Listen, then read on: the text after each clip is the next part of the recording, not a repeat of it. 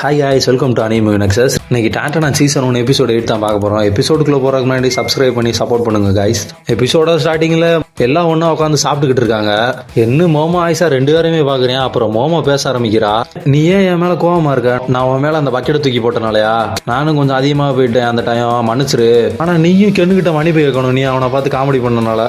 ஆயிரம் அதை கேட்டுட்டு, நீ என் மேலே பக்கெட்டை போட்டனால நான் அவனை இனிமையாக பார்க்கல, நீ டீமன், நான் பாசிட்டிவானவ அப்படிங்கிறா.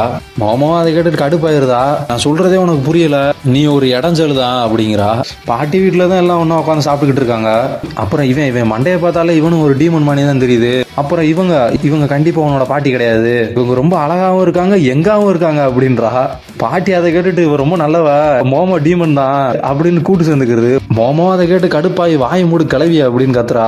அப்புறம் ஆயிரம் எந்திரிச்சிட்டு, டக்கா கூறவும் அந்த ஆண்டியின் டீமன்னா நீ தான் அவங்களோட பாசா இருப்ப, நீங்க எல்லாம் சேர்ந்து இந்த உலகத்தை அழிக்க பாக்குறீங்க அப்படித்தானே அப்படி கேக்குறா. மோமோ அதை கேட்டுட்டு, யாரா அவ, நீ உண்மையிலே முட்டாளுதான், எனக்கு அந்த மாதிரி பவர் இருந்துச்சுன்னா மண்டையவே நேரம் வெடிக்க விட்டுருவேன். அப்புறம் ஆயிராவும் மோமமானி நூடுல்ஸ் சாப்பிட்டுக்கிட்டே, ஏன் மண்டையை வெடிக்க வைப்பியா, உன்னோட உண்மையான உருவத்தை எப்போதான் நீ காட்டுற, நான் உன்னை அடிக்கன்னு சண்டை விட்டு இருக்காங்க மாறி மாறி. அப்புறம் பேசிட்டு இருக்கும்போது ஆரியா என்னையத்தான் தேர்ந்தெடுத்திருக்காங்க நான் அழகா இருந்தனால அப்படின்ட்டு அவ பேக் எடுத்து நான் இங்கிருந்து கிளம்புறேன், நூடுல்ஸுக்கு ரொம்ப தேங்க்ஸ் ஆண்டி அப்படின்ட்டு வேமா போறா. என்ன பேசிக்கிட்டே இருக்கும் போது போற அப்படின்னு மோமோவும் கடுப்பாகிறான். ஆனா பாட்டி பின்னாடி இருந்துகிட்டு, மோமோ வந்து எப்பனாலும் எரிச்சலத்து, நான் உனக்கு சப்போர்ட்டுக்கு இருக்கேன் அப்படின்ற மாதிரி பேசுறாங்க. ஆமா நீயே அவங்களுக்கு ஏத்தி விடு கிளவிய அப்படின்னு மோமோ கத்துறா. அப்புறம் ஆயிரா திரும்ப வந்து கென்னுட்டா, நீ ஒரு டீமனா இருந்து நிறைய தடவை என்னை காப்பாத்துறதுக்கு ட்ரை பண்ண, ஏன் அப்படின்னு கேக்குறா. அதுக்கு மோமோ குறுக்க வந்து நின்னுட்டு, ஏன்னா அவன் டீமனே கிடையாது அப்படிங்கிறா. அந்த டயத்துல ரீசனா, எந்த ரீசனும் கிடையாது, யாராவது கஷ்டப்பட்டாங்கன்னா நான் அவங்களுக்கு ஹெல்ப் பண்ணுவேன், யாரா இருந்தாலும் பரவாயில்ல.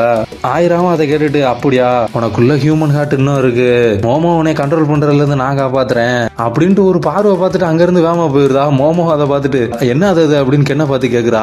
கென்னு அதை கேட்டுட்டு, அவ ஏதோ தப்பா புரிஞ்சுட்டா அப்படிங்கிறான், அவளுக்குள்ள ஏதோ தப்பா இருக்கு அப்படின்னு மோமோ சொல்றா. அப்புறம் ஆயிராவை காட்டும் போது, நான் தப்பா யோசிக்கிறேன், நான் ஹியூமன் அவன் டீமன், இது தப்பு அப்படின்ட்டு அங்க இருந்து வேமா ஓடுறா. நம்ம கென்னு பைய மேல இவளுக்கு கொஞ்சம் காதல் வருது. அப்புறம் எடுத்து அந்த பந்தை அந்த இடத்துல வைக்கிறதுக்காண்டி பூனைக்கழுவி கரெக்டா அந்த இடத்துல தூக்கி போடுறதுக்கு ரெடியா இருக்கு. அதை அப்படி மிஸ் ஆகி வேற இடத்துக்கு போற மாதிரி இருந்துச்சுன்னா நம்ம பாட்டி பேட் எடுத்து அடிக்கிறதுக்கு ரெடியா இருக்காங்க. அவனும் கால் ரெண்டே அகட்டி வச்சு அப்படியே உட்காந்துருக்கான். அப்புறம் பூனைக்கழுவியுமே வேமா எரியுது, அதுவும் அவன் மேல அடிச்சதுக்கு அப்புறம் தள்ளி போய் விழுந்துருக்கான். அப்புறம் பாட்டி என்னடா கரெக்டா உட்காந்துருச்சா அப்படின்னு கேக்குறாங்க. கரெக்ட் ஆயிருச்சு, எனக்கு ஒண்ணு கிடைச்சிருச்சு அப்படின்னு சந்தோஷப்படுறான். ஏதோ கிரிக்கெட் ஸ்டேடியத்துல பெரிய மேட்சை முடிச்ச மாதிரி 4 பேர் நிக்கிறாங்க. அப்புறம் மறுநாள் ஸ்கூல்ல காட்டுறாங்க, இன்னொன்னு எங்க போச்சுன்னு ஐடியாவே இல்ல அப்படின்னு மோமோ பேசிட்டு போறா. அப்புறம் என் போனை வாங்குறதுக்கு நான் ஏதாவது பார்ட் டைம் ஜாமுக்கு போகணும்னு மோமோ பேசிக்கிட்டு இருக்கா. அப்புறம் மோமோ கிளம்பும் போது உன்னை லஞ்சில் பாக்குறேன் அப்படின்னு சொல்றா. அதுக்கு கென்னு என்னை மன்னிச்சிருங்க, எனக்கு கொஞ்சம் ரிப்போர்ட் ஒர்க் இருக்கு அப்படின்றான். அப்போ ஸ்கூல் முடிஞ்சோடனே கஃபேல பார்ப்போம் அப்படிங்கிறா.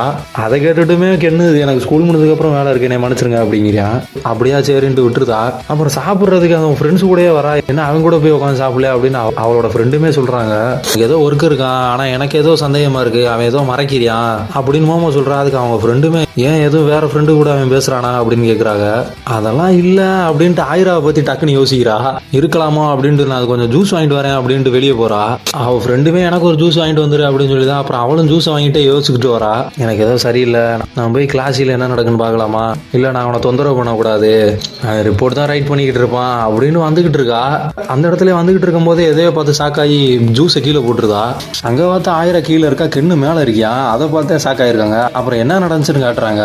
கென்னு அந்த இடத்துல தீயா ஒர்க் அவுட் பண்ணிக்கிட்டு இருந்திருக்கான். இதெல்லாம் பார்த்தாது, எனக்கு இன்னொரு தங்கப்பந்து வேணும், அதை எடுக்கும்போது இதே மாதிரி இன்னொரு பெரிய மனுஷர் கூட சண்டை போடுறதுக்கு வாய்ப்பு இருக்கு, நான் இன்னும் ஸ்ட்ராங் ஆகணும் அப்படின்னு பாட்டி சொன்னதை யோசிச்சு பாக்குறேன். சிட்ட புஷ்அப் பண்ணு, அதனாலதான் இம்பிட்டு ஒர்க் அவுட் பண்ணிட்டு இருக்கேன் போல, ஸ்ட்ராங் ஆகிட்டு திரும்ப மோமோக்கு அடிபடும் அப்படி நினைச்சுதான் ஹெவி ஒர்க் அவுட் பண்ணிட்டு இருக்கேன். அந்த இடத்துக்குமே ஆயிரா வரா. கென்னு அவளை பார்த்துட்டு, உங்களுக்கு எது வேணுமா அப்படின்னு கேட்கிறான். நீ ஒரு டீமனு, நான் ஒரு ஹியூமனு, ஆனா என்னால அடக்கி வைக்க முடியல அப்படின்னு சொல்லிட்டு இருக்கும்போது கென்னுமே, நான் ஒன்னும் டீமன் இல்லை ஹியூமன் அப்படிங்கிறான். அப்புறம் விலைக்கு போக பாக்குறேன். அங்கே இரு உன் கண்ணை மட்டும் மூடு அப்படின்ட்டு ஆயிரா கென்னு கிட்ட வரா. கிட்ட வந்து கென்னுக்கு முத்தம் கொடுக்க பாத்துருக்கா. ஆனா கென்னு ரொம்ப நல்லவனா இருக்கான். அவ மூஞ்சிலே அடிச்சு அங்கிட்டு தள்ளி விட்டுருக்கான். ஆயிராவும் அதை பார்த்துட்டு, நீ என்ன ரொம்ப வித்தியாசமா இருக்க, நீ தான் ரொம்ப வித்தியாசமா பண்ணிக்கிட்டு இருக்க அப்படிங்கிறியா. அப்புறம் ஆயிரா கென்னுட்ட, ஒரு பொண்ணு ஒரு பையன்ட்ட லவ் சொல்லணும்னா கிஸ்ல சொல்லணுமா, அந்த பையனுமே அக்செப்ட் பண்ணிட்டு அவன் திரும்ப அவன் கிஸ் கொடுக்கணுமா அப்படின்றா. கென்னு அதை கேட்டுட்டு, என்னத்தை பார்த்துட்டு வந்து என்னத்தை பேசியிருக்க, நீ எல்லாத்தையுமே தப்பா புரிஞ்சிருக்க, இது எல்லாத்தையுமே நான் அப்பா படிச்ச புக்லையும் சிடிலையும் தான் பார்த்தேன் அப்படிங்கிறா. அதெல்லாம் வேற எதுப்பா, நீ தப்பா புரிஞ்சிருக்க அப்படிங்கிறேன். திரும்ப கென்னு ரெண்டு பேரும் மாறி மாறி தவிக்கிட்டு இருக்காங்க அங்கிட்டு இங்கிட்டுன்னு எஸ்கேப் ஆகுறதுக்கு. அப்புறம் கென்னுமே இந்த ஸ்கூல்ல உனக்கு நிறைய பேரை தெரியும், என்னைய விட்டுரு அப்படின்ற மாதிரி சொல்றான். அதுக்கு அவ நிறைய பேரை தெரியுன்றது வேற, லவ்ங்கிறது வேற அப்படின்ற மாதிரி சொல்றா. நீ தப்பா புரிஞ்சிருக்க அப்படின்னு திரும்ப கென்னு சொல்ல பார்த்துக்கிட்டு தான் இருக்கேன். ஆனா ஆயிரா அதெல்லாம் புரிஞ்சுக்கிற மாட்டேங்கிறா. உனக்கு எதுவும் திரும்ப பேய் பிடிச்சிச்சா அப்படின்னு கென்னு சொல்லிக்கிட்டு இருக்கும் போது கென்னோட காலை வாரி விட்டுருது ஆயிரா. கீழே விழுந்ததுக்கு அப்புறமே முத்தம் கொடுக்க தான் பார்த்திருக்கா. அந்த டைத்துல தான் கரெக்டா நம்ம மோமோவும் வந்துட்டா. அப்புறம் மோமோ அதை பார்த்து ரொம்ப டென்ஷன் ஆகி அங்க இருந்து போறா. பின்னாடியே கென்னு அவ விட்டுட்டு போன ஜூஸ் எடுத்துட்டு நீங்க தப்பா புரிஞ்சுக்கிட்டீங்க அப்படின்னு சொல்லிட்டு வரான். ரிப்போர்ட் எழுத போறேன்னு சொல்லிட்டு ஒரு அவ கூடயா இருக்க அப்படின்றா அவ. ஆனா மோமோ அதெல்லாம் கேட்காம கையில நட மாட்டிருக்கா. அது எதுக்காகடா, நீ பொய் சொல்லிட்டா போற அப்படின்ற மாதிரி பேசுறா. கென்னுமே அதை கேட்டுட்டு நான் பொய் சொன்னேன், ஆனா ரீசன் இருந்தனாலதான் நான் பொய் சொன்னேன். ஆனா மோமோ ரொம்ப கோவப்பட்டு போதும் அப்படின்ட்டு கத்திட்டு அங்க இருந்து போயிருதா. அப்புறம் கிளாஸ்லயே வந்து ஒரு மானியாவே உட்காந்துருதா. அப்புறம் ஸ்ரிம்பை வச்சு கிளாஸ் நடத்திக்கிட்டு இருக்காங்க. 80 கிலோமீட்டர் வேகத்துல பஞ்ச் பண்ணும். இது ஹியூமன் சைஸ்ல இருந்தா யானையவே தோக்கடிச்சிரும். மோமமே அந்த தொட்டிக்குள்ள ஸ்கேலை விட்டு விளாண்டுக்கிட்டு இருக்கா. அவக்கு என்ன ஆயிராவை பத்தியா அப்படின்னு நினைச்சுக்கிட்டு இருக்காங்க. அப்புறம் திடீர்னு இருந்துச்சு அவளவே அடிச்சுட்டு உட்காந்துக்கிட்டு அங்கனையே. அவ ஃப்ரெண்டுமே திரும்ப அவளுக்கு பேய் பிடிச்சிருச்சோளா அப்படின்னு நினைக்காங்க. அப்புறம் என்ன காட்டுறாங்க, நான் அவளுக்கு தெரியாம ஸ்ட்ராங்கானா நல்லா இருக்கும்னு நினைச்சேன். இப்போ நான் போய் எஸ்கேஸ் கேட்கறதுக்கும் ஒரு வழியும் இல்லை. நான் மோமோவை காப்பாற்ற நான் இன்னும் ஸ்ட்ராங் ஆகணும் அப்படின்ட்டு அங்கேயே ஒர்க் அவுட் பண்ணிக்கிட்டே இருக்கேன். டக்குன்னு அந்த கிளாஸ்ல யாருமே இல்லாத மாதிரி இருக்கு. அந்த இடமே தனியா இருக்க மாதிரி இருக்கு. அப்புறம் ஏதோ சவுண்ட் கேக்குது. இங்க யார் இருக்கீங்களா? யாரும் பார்த்தா ஆயிரா தான். 2 பேருக்கு அங்க என்ன நடக்குன்னே தெரியல. வெளியேயும் சுத்தமா இருட்டா இருக்க மாதிரி இருக்கு. அப்புறம் வந்து மோமோ எங்க அப்படின்னு யோசிக்கிறாங்க. அவனு மோமோ கிளாஸ்ல போய் பாக்குறேன், மோமோவை காணோம். இதுக்கு முன்னாடி இது எங்கேயோ நடந்த மாதிரி இருக்கு அப்படின்னு கென்னு யோசிக்கிறான். அப்புறம் மோமோவே காட்டுறாங்க, சுத்தி எல்லா இடமுமே லாக் ஆயிருச்சு.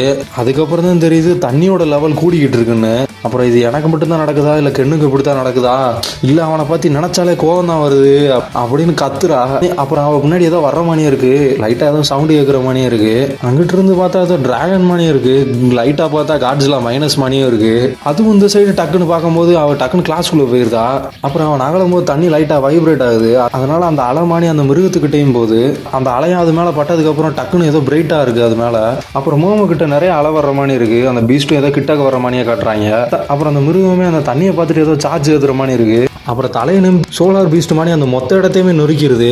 எங்க காட்சிலாம் மைனஸ் ஒண்ணுதாங்க அடிச்சுட்டு அந்த இடத்த விட்டும் போயிருது. அப்புறம் ஆயிராவையும் கெண்ணையும் காட்டுறாங்க. இப்ப என்ன சவுண்ட் கேட்டுச்சு, எதுவும் வெடிச்சிருக்கா அப்படின்னு கென்னு சொல்லிக்கிட்டு இருக்கேன். அப்புறம் ஆயிராவும் இதுக்கு நான் தான் காரணமா, இது என்னாலதான் அப்படின்னு சொல்லுவீங்களா அப்படின்னு கேக்கா. அதுக்கு கென்னு அப்படிலாம் கிடையாது, எனக்கே என்ன நடக்குன்னு தெரியல, ஆனா இதுக்கு முன்னாடி ஏற்கனவே நடந்திருக்கு, சுத்தமா இருட்டா இருக்கு வெளியே அப்படின்ட்டு அவன் ஃபர்ஸ்ட் டைம் பாட்டி வீட்டுல சண்டை ஓட்டதை நினைச்சு பாக்குறியா. அப்போ என்ன ஆச்சு அப்படின்னு ஆயிராவும் கேட்கும்போது அதுக்கு கென்னு அந்த ஏலியனை நாங்க டிஃபீட் பண்ணணும் எல்லாமே நார்மல் ஆயிருச்சு அப்படிங்கிறியா.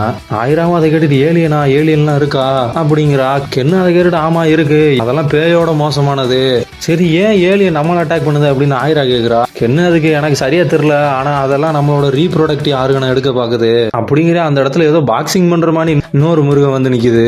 சீச்சின்னு சொல்லிக்கிட்டு அவங்களை அட்டாக் பண்ண பாக்குது. அந்த டயத்துல கென்னு டக்குன்னு டிரான்ஸ்ஃபார்ம் ஆகி ஆயிராவையுமே காப்பாத்திடுறான். அவன் டிரான்ஸ்ஃபார்ம் ஆன பிறகு ஆயிராவை பார்த்து ஆயிரா சேனன்னு சொல்லி பேசுறான். ஆயிரா அதையும் கேட்டுட்டு கிஸ் கொடுக்க முன்னாடி இப்பெல்லாம் பேசக்கூடாதுன்னு அது திரும்பி ஏதோ லூஸ் மாதிரி தான் பேசிட்டு இருக்கு. அப்புறம் அந்த டயத்துல யாரோ கென்ன பிடிச்சி அப்படியே அமுக்குற மாதிரி இருக்கு. பார்த்தா அந்த ஏற்கனவே வந்த ஒரு 3 ஏலியன்ஸ் மாதிரி தான் இன்னொரு 3 ஏலியன் வந்திருக்கு. நம்ம கடைசியா ஆம்பளைய பார்த்துட்டோம் அப்படின்றது மூணும். கென்னுமே அந்த 3 பேரை பார்த்துட்டு செர்ஃபோனிஸ் அப்படிங்கிறியா. ஆயிரா அதெல்லாம் பேய் நினைச்சிட்டு அவ கிறிஸ்டின் சிலுவை வச்சு தடுக்கலான்னு பாக்குறா.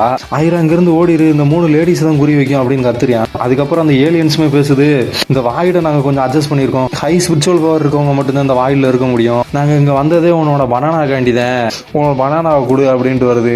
கென்னுமே கடுப்பாகிறேன், ஏன்டா எல்லாருமே ஏன் இதவே எடுக்க வரீங்க அப்படின்னு. ஏன்னா உங்ககிட்ட அமேசிங்கான பவர் இருக்கு, சயின்டிபிக்கான டெக்னாலஜி அது தாண்டுற மாதிரி இருக்கு, அதுவும் உன்னை எக்ஸ்பெரிமெண்ட் பண்ணணும், உன்னோட எபிலிட்டியை நாங்க எடுத்துக்கிற போறோம். கென்னுமே அதை கேட்டுட்டு அது என்னோட எபிலிட்டி கிடையாதுரா, அது சாவத்தினால வர்றதுரா, பெருசா நினைச்சா எனக்கு பிசிக்கல் பவரே கிடையாது, நான் ஒரு ஆவரேஜான ஹியூமன் தான்டா. ஆனா அந்த ஏலியன்ஸ் அதெல்லாம் கண்டுக்கிறாம உன்னோட பனானா எந்த கண்டிஷன்ல இருக்கு அப்படின்னு தான் பேசுதுங்க. அப்புறம் கென்னுமே என்னால டிரான்ஸ்ஃபார்ம் ஆக முடியல, மோமா அவளோட சைக்கிக் பவரை வச்சு என்னை கண்ட்ரோல் பண்ண மாதிரி இந்த ஏலியன்ஸ் அது மாதிரி என்னை கண்ட்ரோல் பண்ணுது. அப்புறம் டக்குன்னு அவன் சட்டையெல்லாம் கிழிச்சிட்டு மேலே தூக்குதுங்க அவனை. அப்புறம் வேலையை காட்டுவோமா அப்படின்ட்டு அந்த ஏலியன்ஸ் அந்த இடத்துல இருந்து கத்திரிக்கோள் எடுக்குது கட் பண்றதுக்கு. ஆனா அதுக்கப்புறம் அந்த ஏலியன்ஸ் ஏதோ பிங்க் கலர்ல பிடிச்ச மாதிரி இருக்கு. பார்த்தா கென்னு மாதிரி ஆயிரம் உருமாறி இருக்கா. எப்பயும் போல நான் தான் தேர்ந்தெடுக்கப்பட்டவா அப்படின்னு சொல்றா. இதோட இந்த எபிசோட முடியுது. நெக்ஸ்ட் எபிசோட்ல பார்ப்போம் guys.